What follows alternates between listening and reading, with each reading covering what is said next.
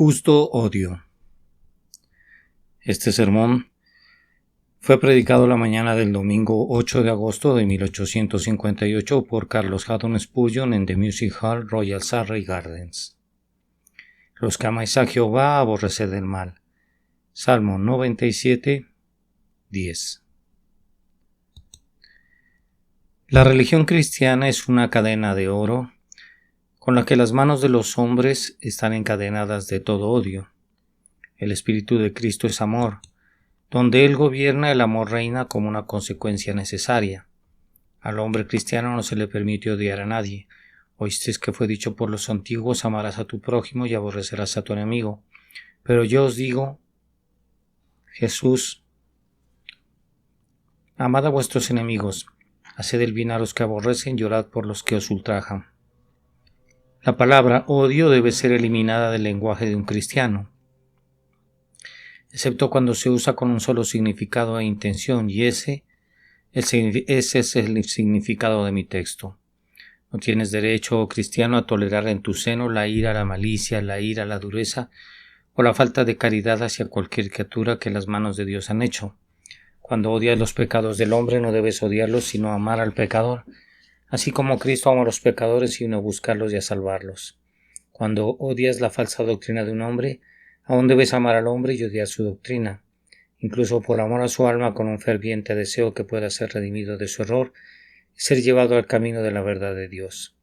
No tienes derecho a manifestar tu odio sobre ninguna criatura, por caída o degradada que sea, por mucho que pueda irritar tu temperamento o dañarte en tu estado o reputación. Aún así, el odio es un poder de la hombría, y creemos que todos los poderes de la hombría deben ejercerse, y cada uno de ellos debe ejercerse en el temor de Dios. Es posible estar enojado y sin embargo no pecar, y es posible odiar y sin embargo no ser culpable de pecado. Pero estar cumpliendo positivamente con un deber. Hombre cristiano, puedes tener odio en tu corazón. Si permites que fluya en una sola corriente, entonces no hará mal, sino que incluso hará el bien. Tú que amas al Señor, aborrece el mal. Así como el hombre vengativo odia a su enemigo, tú también debes odiar el mal. Tanto como los déspotas contendientes en la batalla se odian unos a otros y solo buscan la oportunidad de encontrarse cara a cara, así también debes odiar el mal. Tanto como el infierno odia el cielo y tanto como el cielo odia el infierno, así debes odiar el mal. Toda esa pasión que cuando se le suelta por un camino equivocado se vuelve como un león feroz sobre su presa, debes mantenerla atada, como un león noble solo desprovisto de ferocidad, contra cualquiera a quien no debe herir, pero puedes dejarlo escapar contra los enemigos del Señor tu Dios y hacer grandes hazañas por ello. Háblame de un hombre que nunca se enoja. Ese hombre no tiene verdadero celo por Dios. A veces debemos estar enojados contra el pecado. Cuando vemos el mal, aunque no vengativos contra las personas que lo cometen, debemos estar enojados contra el mal. Siempre debemos odiar la maldad. ¿No dice David: los aborrezco por completo, los tengo por enemigos? Debemos amar a nuestros enemigos, pero debemos odiar a los enemigos de Dios. Debemos amar a los pecadores, pero debemos odiar el pecado. Tanto como está en el poder del hombre odiar, tanto debemos odiar el mal en todas sus formas y maneras. El deber aquí impuesto es general para todo el pueblo de Dios. Debemos odiar todo mal, no algunos males. Se dijo, ya sabes, hace mucho tiempo de ciertos maestros que ellos agravaron los pecados a los que estaban inclinados al condenar a aquellos a los que no tenían intención de hacerlo. Y hay algunos, me atrevo a decir en este día, que piensan que otros son extremadamente culpables por cometer iniquidades que no les importa cometer, pero ellos mismos cometen otros pecados que tratan con mucha delicadeza. Oh cristiano, nunca te aferres al pecado excepto con un guantelete en la mano. Nunca vayas a ello con el guante de seda de la amistad. Nunca hables de ello con delicadeza, pero siempre odiarlo en todas sus formas. Si os llega como una zorra, guardaos de ella, porque echará a perder las uvas. Si viene a ti como un león guerrero buscando a quien devorar, o si viene con el brazo de un oso buscando por un afecto fingido inducirte al pecado, golpéalo, porque su abrazo es muerte y su apretón destrucción. Pecados de todo tipo contra los que haréis guerra, de labios, de manos, de corazón. El pecado, por más dorado que esté con el lucro, por más barnizado que esté con la decorosidad de la moralidad, por mucho que los grandes lo elogien o por muy popular que sea entre la multitud, Debes odiarlo en todas partes, en todos sus disfraces, todos los días de la semana y en cada lugar. Guerra a cuchillo con el pecado. Debemos desenvainar la espada y tirar la vaina. Con todas tus huestes, oh infierno, con cada mocoso de tu descendencia, oh Satanás, debemos estar en enemistad. No perdonaremos de un solo pecado, sino que proclamaremos contra todos una guerra total y absoluta de exterminio. Al tratar de dirigirme a ustedes sobre este tema, primero que nada, comenzaré con esto en casa. Hombre cristiano, odia todo mal en ti mismo. Y luego, en segundo lugar, lo dejaremos ir hacia afuera. Hombre cristiano, odia mal en otras personas donde quiera que lo veas.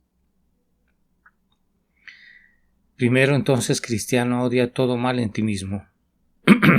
Me esforzaré ahora para excitar su odio contra él y luego trataré de instarlo y ayudarlo a destruir. Tienes buenas razones para odiar todo mal, razones mayores que las que el hombre más herido podría aducir para el odio de sus enemigos. Considera lo que el mal ya te ha hecho, oh, qué mundo de maldad ha traído el pecado a tu corazón. El pecado tapó tus ojos para que no pudieras ver la belleza del Salvador. Metió su dedo en vuestros oídos para que no pudieras oír las dulces invitaciones de Jesús. El pecado volvió vuestros pies por el camino del mal y llenó vuestras manos de inmundicia. No, peor que eso, el pecado vertió veneno en la misma fuente de tu ser, contaminó tu corazón y lo hizo engañoso sobre todas las cosas y desesperadamente perverso. Oh, qué criatura eras cuando el pecado había hecho todo lo posible contigo, antes de que la gracia divina comenzara a repararte. Eras heredero de la ira como los demás. Corriste con la multitud para hacer el mal. Tu boca era un sepulcro abierto, halagaste con tu lengua y no hay nada que se pueda decir de tu prójimo que vive en pecado que no se pueda decir de ti. Debes declararte culpable del cargo. Esto erais algunos de vosotros, pero ya estáis lavados, ya estáis santificados, ya estáis justificados en el nombre del Señor Jesús y por el Espíritu de nuestro Dios. Oh, tienes buenas razones para odiar el pecado. Cuando miras hacia atrás a la roca de donde fuiste hallado y al hoyo del pozo de donde fuiste excavado, tal daño te hizo que tu alma se hubiera perdido para siempre. Si el amor omnipotente no hubiera intervenido para redimirte, cristiano, odia el mal, ha sido tu asesino, ha puesto su puñal en tu corazón, te ha puesto veneno en la boca, te ha hecho todo el mal que el mismo infierno podría hacer, un mal que habría obrado en tu perdición eterna si la gracia del Señor Jesucristo no lo hubiera impedido. Tienes buenas razones entonces para odiar el pecado. Una vez más, cristiano, odia el mal, porque sería impropio si no lo hicieras cuando consideras tu posición en la vida. Un cristiano pertenece a la sangre real del universo. Los hijos de los mendigos pueden correr por la calle con el pelo despeinado y los pies descalzos, pero ¿deberían los príncipes de la sangre deleitarse en la inmundicia? ¿No esperamos ver a los hijos de los monarcas vestidos con harapos? ¿No esperamos verlos revolcarse en el fango de las calles? Y tú, cristiano, eres uno de la aristocracia de Dios, un príncipe de la sangre del cielo, un amigo de los ángeles. Sí, y un amigo de Dios. Buena razón tienes para odiar todo mal, pues hombre eres un nazareo, dedicado a Dios. Ahora bien, al nazareo se le ordenó que no solo no bebiera vino, sino que ni siquiera comiera la uva, ni probara la corteza de la vid, ni nada que creciera en ella. No debe tocarlo ni tomarlo, de lo contrario sería contaminado. Así es contigo. Tú eres el nazareo del Señor, apartado para él. Evita, pues, todo camino falso. Que la apariencia del mal se mantenga alejada de ti. Está por debajo de tu dignidad complacerte en los pecados que deshonran a otros hombres. No eres un snob como ellos, vosotros sois una raza más noble, habéis brotado de los lomos del Hijo de Dios. ¿No es el Padre vuestro Padre eterno, el Príncipe de paz? Os lo suplico, nunca menosprecéis vuestro real linaje ni dejéis manchar vuestra santa estirpe. Sois un pueblo peculiar, una generación real. ¿Por qué entonces mancharías tus vestidos con el polvo? Los que aman al Señor aborreced el mal. De nuevo tienes buenas razones para odiar el pecado, porque te debilita. Ve cuando hayas cometido una locura, retírate a tu cuarto y arrodíllate en oración.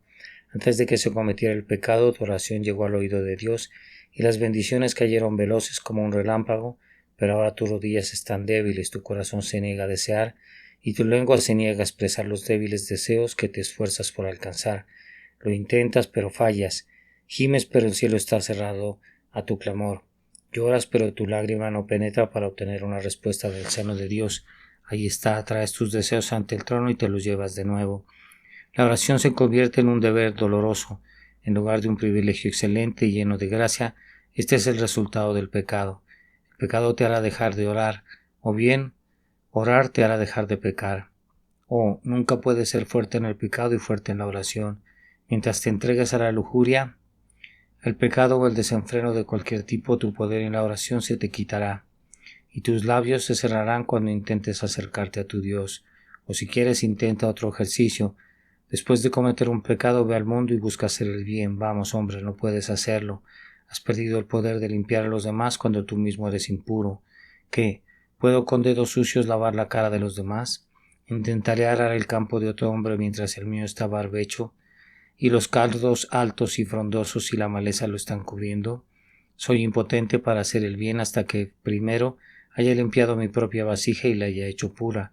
Un ministro impío debe ser un fracasado y un cristiano impío debe ser infructuoso, a menos que desees que se te suelten los tendones, que te quemen la médula de los huesos, a menos que quieras que la savia de tu ser se seque, te lo suplico, odia el pecado, porque el pecado puede debilitarte y debilitarte tanto que arrastrarás una existencia miserable, la estructura misma de un alma en lugar de florecer en los caminos de tu Dios. Ustedes que aman al Señor odien el mal. Luego será de gran utilidad, sí, para deshaceros del pecado. No os contentáis con limitarlo, sino procurando siempre que el Espíritu Santo os limpie. Los simples moralistas refrenan sus pecados como un río que tiene esclusas y diques, que se impide que el agua fluya, pero luego crece gradualmente hacia arriba hasta que poco a poco se desborda con una furia terrible. Ahora no te conformes con la mera gracia que restringe, eso nunca te purificará, porque el pecado puede estar allí aunque no estalle. Oren a Dios para que su pecado sea quitado, y que aunque el remanente y la raíz permanezcan, aunque el canal esté allí, la corriente se seque como la corriente del Éufrates delante de la presencia del Señor su Dios. Nuevamente, tienes buenas razones para odiar el mal, porque si te entregas a él tendrás que sufrir por ello. Dios nunca matará a sus hijos, Él ha guardado su espada, Él enfundó eso de una vez por todas en el pecho de Cristo, pero Él tiene una vara y usa vara a veces, y esa vara a veces la pone con una mano muy pesada y hace que todo el cuerpo se estremezca. El Señor no se enojará con su pueblo como para desecharlos, sino que se enojará tanto con ellos que tendrán que clamar: sana los huesos que has quebrantado y restaura mi alma, oh Señor mi Dios.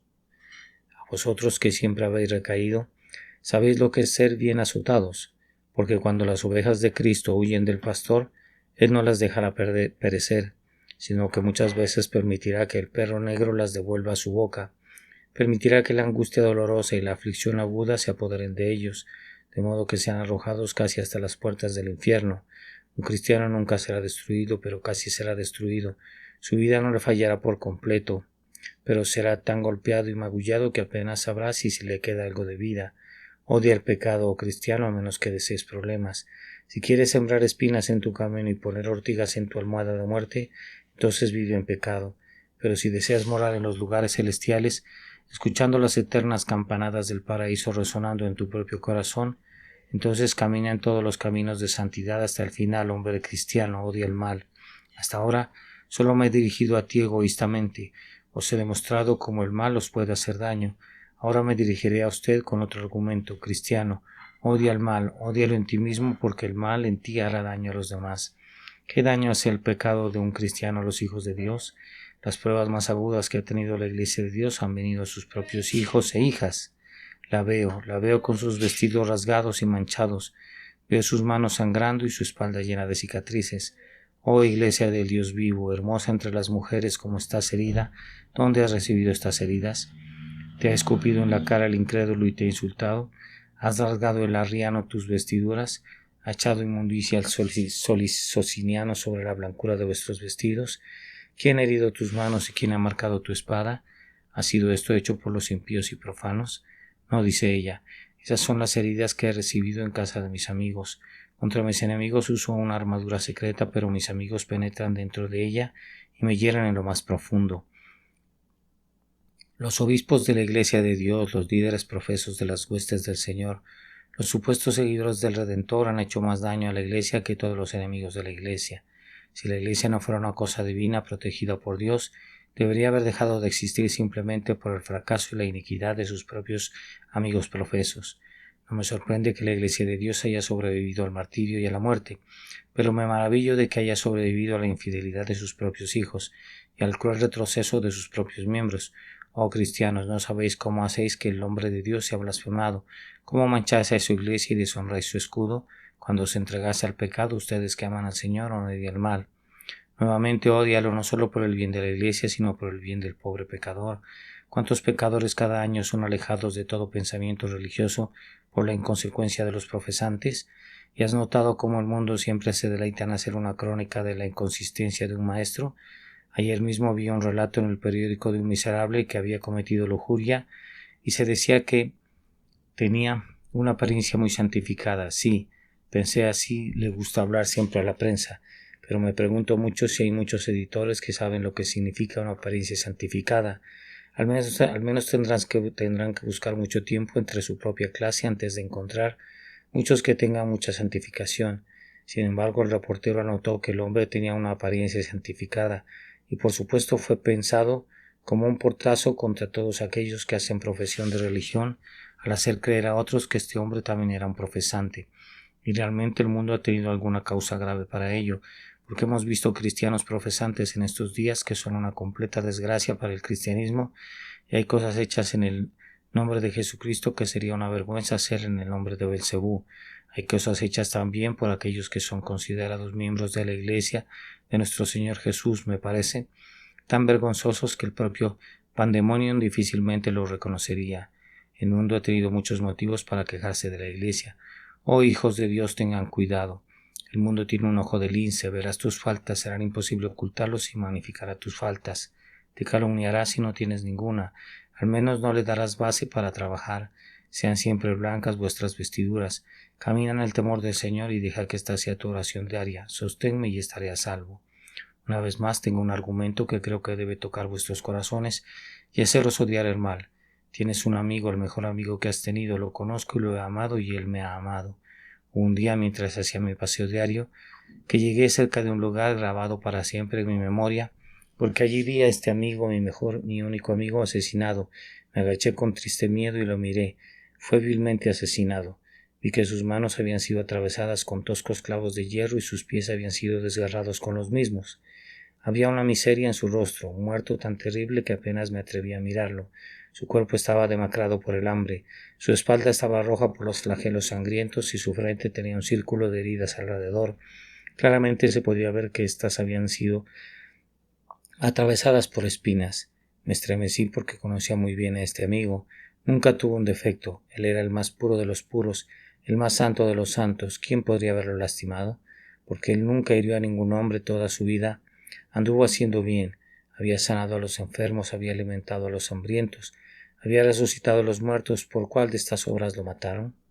Nunca había exhalado nada más que amor, y mientras miraba el pobre rostro afligido, tan lleno de agonía y sin embargo tan lleno de amor, me pregunté quién podría haber sido un miserable tan vil como nosotros, para perforar manos como las suyas. Me dije dentro de mí, ¿dónde viven estos traidores? ¿Dónde pueden vivir? ¿Quiénes son estos que hubieran podido herir a alguien como este? Si hubieran asesinado a un opresor, podríamos haberlos perdonado. Si hubieran matado a alguien que se hubiera entregado al vicio o a la villanía, podría haber sido su merecido. Si hubiera sido un asesino y un rebelde o uno que hubiera cometido sedición, habríamos dicho, entierren su cadáver. La justicia por fin le ha dado lo que le corresponde. Pero cuando fuiste asesinado, mi único amado, ¿dónde se alojaron los traidores? Déjame apoderarme de ellos y serán condenados a muerte. Si hay tormentos que puedo idear, seguramente los soportarán todos. Ay, qué celos, qué venganzas en ti. Si pudiera encontrar a esos asesinos, ¿qué haría con ellos? Y mientras miraba ese cadáver, escuché un paso y me pregunté dónde estaba. Escuché y percibí claramente que el asesino estaba cerca. Estaba oscuro y busqué tientas para encontrarlo. Descubrí que de una forma u otra, donde quiera que pusiera la mano, no podía encontrarlo, porque estaba más cerca de mí de lo que mi mano llegaría. Por fin puse mi mano sobre mi pecho. Te tengo ahora, dije yo, porque aquí él estaba en mi propio corazón. El asesino se escondía en mi propio seno, habitaba en lo más recóndito de mi alma. Entonces lloré en verdad, que yo, en la misma presencia de mi maestro asesinado, debería estar albergando al asesino. Y me sentí muy culpable mientras me inclinaba sobre su cadáver y cantaba ese triste himno. Fuiste vosotros mis pecados, mis crueles pecados, Sus principales verdugos fueron: cada uno de mis crímenes se convirtió en un clavo, y la incredulidad en una lanza. Venganza, venganza. Los que teméis al Señor, llamáis su nombre, vengaos de vuestros pecados y aborreced todo mal. Ahora, mi amado, mi próximo esfuerzo debe ser instarte a que hagas morir tus pecados. ¿Qué se hará para que tú y yo podamos deshacernos de nuestros pecados? Ahí está el hacha de la ley. Sacaremos eso y mataremos a nuestros pecados con él. Pobre de mí, nunca morirán bajo el golpe de Moisés. La ley y los terrores no hacen más que endurecer mientras trabajan solos. A menudo he tratado de vencer el pecado pensando en el castigo que conlleva, pero muy rara vez me he encontrado en un estado de ánimo en el que mi corazón aceptaría esa razón. Creo que para la mayoría de nosotros los terrores de la ley, aunque deberían ser extremadamente terribles, tienen muy poco poder para apartarnos del pecado. Me encontré con una historia el otro día que me mostró al menos la absoluta impotencia del terror para refrenar el corazón del pecado. Algunos pretenden que es necesario que los hombres que cometen asesinatos sean ejecutados capitalmente para disuadir a otros a cometer delitos. Sin embargo, creo que no hay ni la sombra de la esperanza de que la ejecución de un asesino produzca jamás tal efecto. 3 traidores fueron ejecutados una vez en este país. Thistlewood fue uno de ellos, y cuando el verdugo le cortó la cabeza al primer hombre y la levantó diciendo: «Esta es la cabeza de un traidor», hubo un escalofrío en la multitud, un sentimiento escalofriante frío que era perceptible incluso por el verdugo. Cuando mató al siguiente hombre, levantó la cabeza de la misma manera. Evidentemente fue observado con intensa curiosidad y asombro, pero sin tanta cautela como el primero, y por extraño que parezca, cuando la tercera cabeza fue arrancada del hombre, estaba a punto de levantarla, pero la dejó caer, y la multitud con una sola voz gritó: «¡Ajá! Dedos de mantequilla», y se rió. Hubiera supuesto que una multitud inglesa, al ver morir a un pobre hombre, podría haberse endurecido tanto en tan poco tiempo como por haber hecho una broma de tal incidente. Sin embargo, así es. La ley y los terrores nunca producen y nunca producirán otro efecto que impulsar a los hombres a pecar y hacerles pensar a la ligera.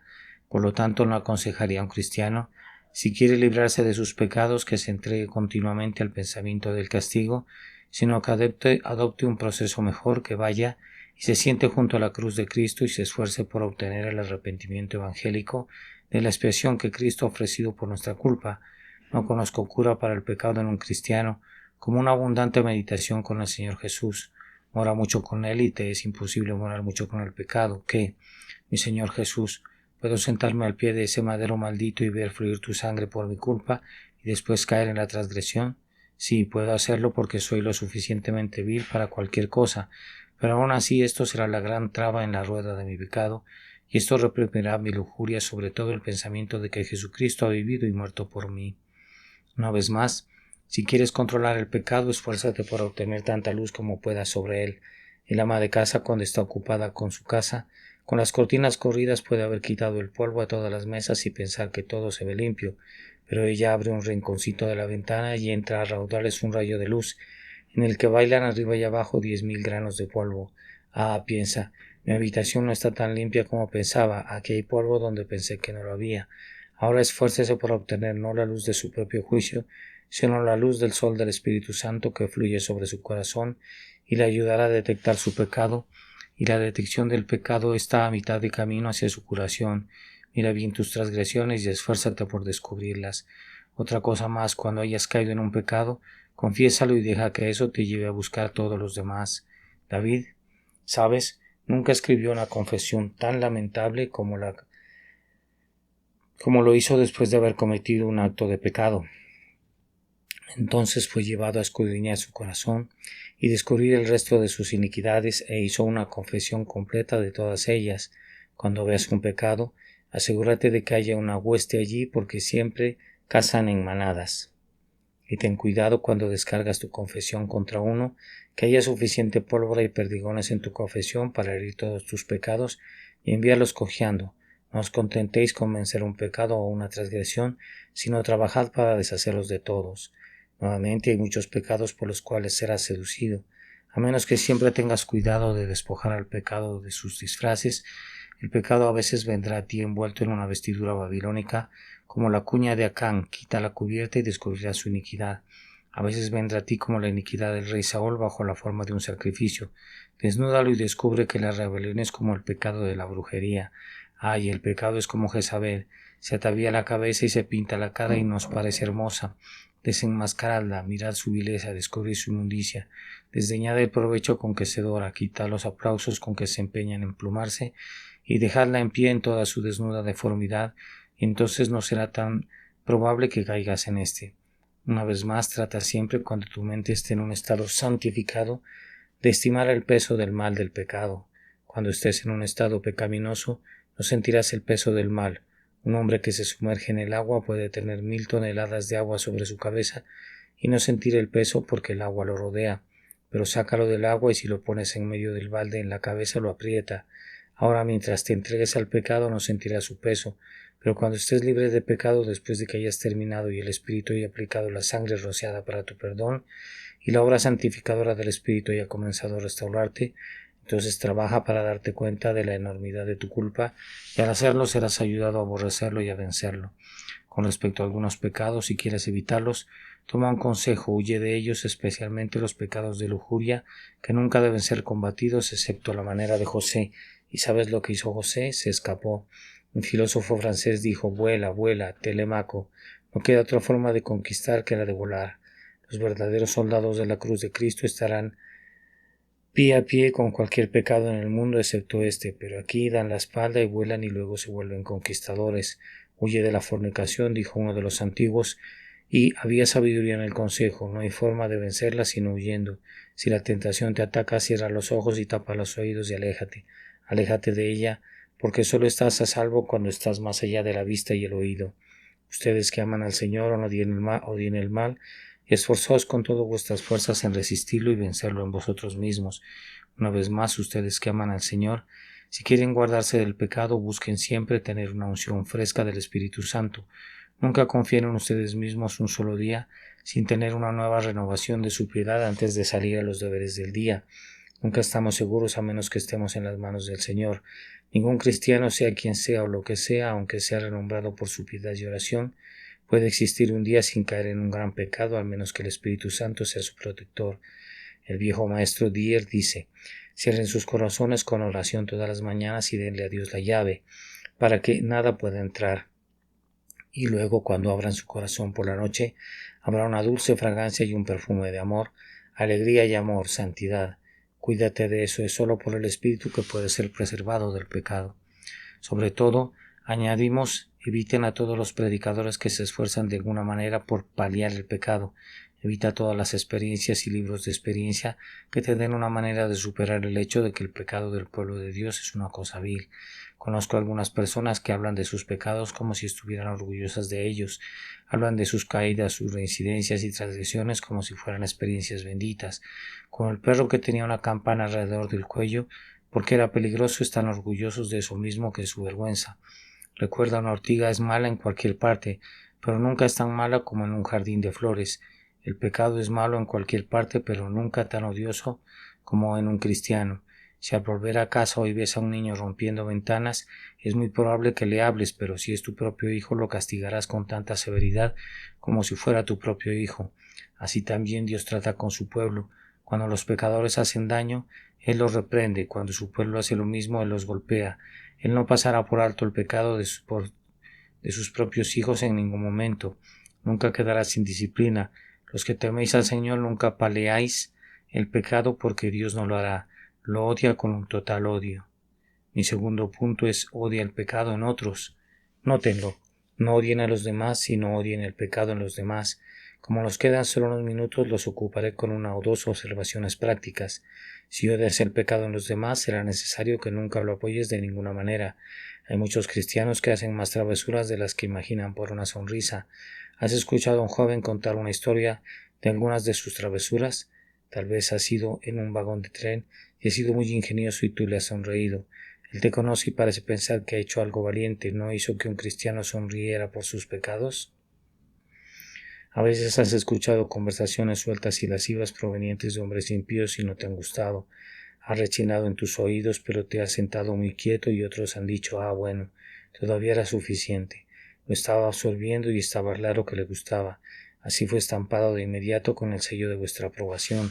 Ahora nunca dejes que el pecado tenga tu rostro, donde quiera que estéis, que se sepa que no solo no puedes soportarlo, sino que lo odias positivamente. No dejes que la gente diga, bueno, no creo que le guste, pero hazle saber que lo odias, que estás absolutamente enfadado con él, que no puedes sonreírle, sino que sientes que tu ira aumenta ante la mera mención de cosas tan vergonzosas. En el siglo pasado solía estar de moda y era honorable cometer pecados que ahora se miran con desprecio, y dentro de otros 100 años algunas cosas que se hacen hoy se descubrirán como desesperadamente viles y las miraremos también con desdén. Cristiano, te digo que nunca apruebe los pecados de otro hombre. Nuevamente, cada vez que se les llame a hacerlo, y eso será muy a menudo, tengan cuidado de dejar salir sus sentimientos con respecto al pecado. El silencio pecaminoso puede hacerte partícipe de los malos caminos de un pecador.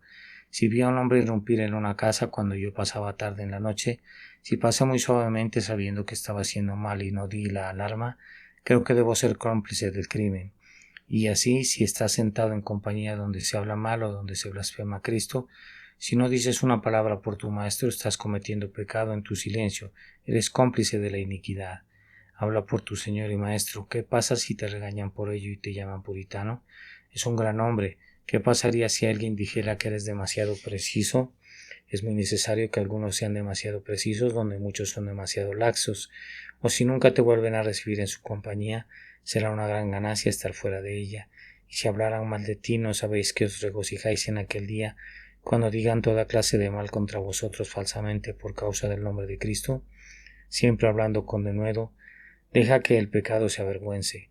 Por otra parte, cuando veas el mal en alguien, busca siempre, si ves la más mínima esperanza de hacer el bien, una oportunidad para decírselo en privado. He oído hablar de un caballero que estaba maldiciendo y un hombre piadoso que estaba presente, en lugar de reprenderlo por ello, dijo públicamente: Señor, deseo hablar con usted un momento. Bueno, dijo el caballero, será mejor que entre en la sala del café. Fueron en consecuencia y el hombre piadoso le dijo al otro: Mi querido amigo, noté que tomaste el nombre de Dios en vano. Sé que me perdonará que lo mencione. No dije una palabra al respecto cuando otros podían escuchar, pero en realidad es un gran pecado y de él no puede salir ningún provecho. ¿No podrías evitarlo en el futuro? La reprensión fue agradecidamente recibida. El caballero hizo una reverencia de agradecimiento. Confesó que fue culpa de su temprana educación y confió en que la reprimenda le haría bien. ¿No crees que muy a menudo perderemos la oportunidad de mostrar nuestro odio al mal al no esforzarnos en hablar en privado con aquellos a quienes descubrimos complaciéndose en el pecado? Nunca dejes escapar la oportunidad de tener un tiro al diablo. Sea donde sea, siempre dispárale cada vez que lo veas. Si no puedes hacerlo en público, pero ves a un hombre haciendo el mal, repréndelo en privado por su pecado. Y otra cosa más, si odias el mal, no te metas con él tú mismo, porque de nada sirve que hables a otros del mal a menos que tu propia vida sea irreprochable. Los que viven en casas de cristal no deben tirar piedras. Sal de tu propia casa de cristal y luego tira tantas como quieras. Hablad a los demás, cuando ante todo os habéis esforzado por orientar vuestra propia vida según la brújula del Evangelio. Y ahora, amados hermanos y hermanas, todos ustedes que aman al Salvador son exhortados esta mañana a odiar el mal, y extenderé una vez más esta exhortación: unid corazón y mano en el odio al mal con todos los hombres que buscan acabar con él. Donde quiera que veas una sociedad que se esfuerza por hacer el bien, anímala, que esta sea vuestra doctrina. No prediquéis nada hacia arriba sino a Cristo y nada hacia abajo sino el mal. Ayuda a todos los que están por la expansión del reino del Redentor. No hay nada más que pueda eliminar el mal tan rápidamente como la proclamación del bien. Ayudad al ministro del Evangelio. Orad por él, levanta sus manos, esfuérzate por fortalecerlo. En cuanto a ti, conviértete en distribuidor de tratados, maestro de escuela dominical o predicador de aldea. Muestra tu odio al mal mediante esfuerzos activos para sofocarlo. Distribuye Biblias, esparce la palabra de Dios transmitida por la tierra. Envía a tus misioneros a lugares extranjeros y déjalos penetrar en las guaridas y callejones de Londres. Vayan entre los harapos y la inmundicia de nuestra propia población y busquen traer una o dos de las joyas preciosas del Señor que están escondidas en los estercoleros de la metrópoli, para que escuchen la predicación de la palabra de Dios. Así pues, que el Señor Jesucristo por medio de vosotros obtenga la victoria y que la maldad de este mundo sea echada fuera. ¿Cómo se hará eso sino por los esfuerzos combinados de toda la Iglesia de Cristo? En estos días tenemos muchos hombres para pelear las batallas de Cristo. Si quisieran pelear, nuestras iglesias están aumentando a gran velocidad. Hay un número inmenso de cristianos ahora vivos, pero creo que preferiría tener a los 120 hombres que estaban en el aposento alto el día de Pentecostés que tenerlos a todos ustedes. Creo que esos 120 hombres tenían más sangre que en ellos, más sangre y celo cristianos divinos que tantos millones de pobres criaturas como nosotros. Bueno, en aquellos días cada miembro de la iglesia era un misionero. Las mujeres no predicaban, es verdad, pero hicieron algo mejor que predicar, vivieron el Evangelio, y todos los hombres tenían algo que decir. No lo dejaron como tú lo dejas a tu ministro sirviendo a Dios por delegación. No establecieron diáconos y los dejaron hacer todo el trabajo de Dios mientras se cruzaban de brazos, ¿o no? Todos los soldados de Cristo fueron a la batalla. No había que reclutar a uno o dos de ellos y luego dejar que los demás se quedaran en casa y compartieran el botín. No, todos lucharon y grande fue la victoria. Ahora, amados cristianos, todos ustedes háganlo y siempre háganlo. Oh Espíritu del Dios viviente, desciende sobre cada corazón y ordena a cada uno de tus soldados que tome su espada en su mano y vaya directamente a la victoria, porque cuando los hijos de Sión sientan su responsabilidad individual, entonces vendrá el día de su triunfo. Entonces los muros de Jericó caerán a tierra y todo soldado del Dios viviente será coronado vencedor. Ustedes que aman al Señor odien el mal. Por la gracia de Dios desde ahora y para siempre. Amén. Justo odio. Sermón predicado la mañana del domingo 8 de agosto de 1858 por Carlos Haddon Spurgeon en The Music Hall, Royal Surrey Gardens. Los que amáis a Jehová, aborreced el mal. Salmo 97:10.